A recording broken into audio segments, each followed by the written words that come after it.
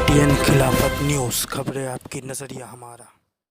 आदाब नाजरीन, मैं हूं शकील सिद्दीकी। आप देख रहे हैं KTN खिलाफत न्यूज़। इस वक्त की बड़ी खबर आ रही है महाराष्ट्र से। आपको बता दें कि रिपब्लिक टीवी के editor in chief Arnab Goswami को वर्ष 2018 के सुसाइड मामले में महाराष्ट्र पुलिस ने अरेस्ट किया था और इस बात को लेकर केंद्र की मोदी सरकार ने महाराष्ट्र सरकार पर हमला बोलना शुरू कर दिया।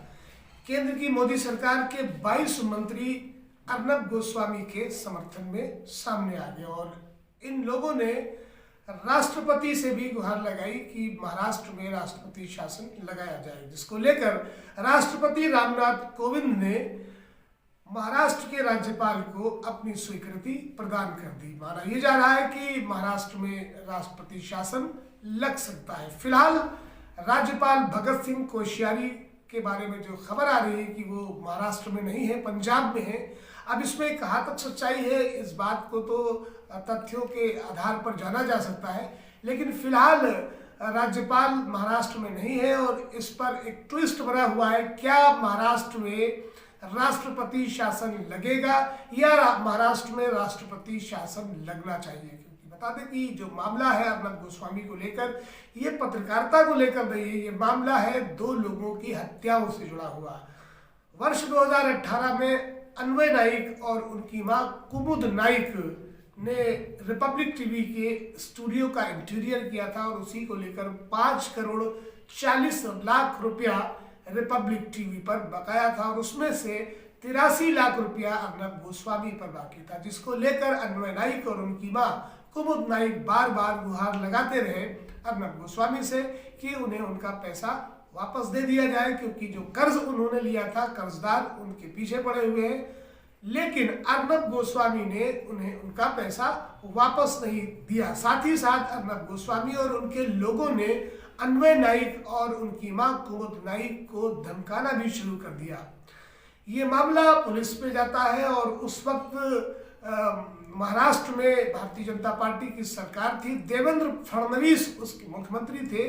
तो सरकार के प्रभाव में अर्नब गोस्वामी ने इस मामले को क्लोज करवा दिया था, क्लोजर रिपोर्ट लगा दी थी। उसके बाद भी अन्वय का परिवार जो था वो अपनी कोशिशों में लगा रहा और फिर महाराष्ट्र में जब सरकार बदली, उद्धव ठाकरे की सरकार आई, तो अन्वय नाइक की पत्नी और बेटी महाराष्ट्र के गृह मंत्री से मिली और उनसे गुहार लगाई कि इस मामले को फिर से रीओपन किया जाए, क्योंकि अन्वय नाइक और कुमुद नाइक ने हताश होकर अपने आप को खत्म कर लिया, सुसाइड कर लिया और सुसाइड करने से पहले अन्वय नाइक ने एक सुसाइड नोट भी छोड़ा था, जिसमें साफ साफ लिखा था अर्नब गोस्वामी का नाम। उसमें लिखा था कि उनकी मौत का जिम्मेदार अर्नब गोस्वामी है।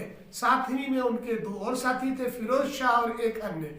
इन तीनों को महाराष्ट्र पुलिस ने अरेस्ट किया। अर्नब गोस्वामी को उनके घर पर जाकर अरेस्ट किया और जैसे ही अर्नब गोस्वामी अरेस्ट होता है, भारतीय जनता पार्टी और उनके घटक दलों में एक तरह से खलबली मच जाती है, भूचाल आ जाता है और केंद्र की मोदी सरकार के जो मंत्री हैं, वरिष्ठ मंत्री हैं, वो अर्नब गोस्वामी के पक्ष में आकर खड़े हो जाते हैं। जबकि सुजाता जो पत्रकार है, उन्होंने इसके लिए काफ़ी विरोध किया। लेकिन साथ ही साथ मैं आपको बता देना चाहता हूँ कि भारत में तमाम ऐसे पत्रकारों पर ऐसे मामले आए हैं जिनको लेकर कभी भी भारतीय जनता पार्टी या उनके घटक दल उनके पक्ष में सामने नहीं आए, उनके लिए आवाज़ नहीं उठाई। लेकिन जब उनके प्रवक्ता के रूप में काम कर रहे रिपब्लिक टीवी के संपादक अर्नब गोस्वामी पर बात आई, तो पूरी सरकार और पूरी मशीनरी जो थी वो अर्नब गोस्वामी के पक्ष में आकर खड़ी हो गई। इसको लेकर लगभग 22 मंत्री राष्ट्रपति से मिलते हैं और राष्ट्रपति से कहते हैं कि महाराष्ट्र सरकार वो जो है उसमें राष्ट्रपति शासन लगाया जाए। और इसी बात को लेकर, क्योंकि आप भी जानते हैं कि राष्ट्रपति केंद्र सरकार की कठपुतली के रूप में काम करता है, प्रधानमंत्री की उंगलियों के इशारे पर राष्ट्रपति काम करता है।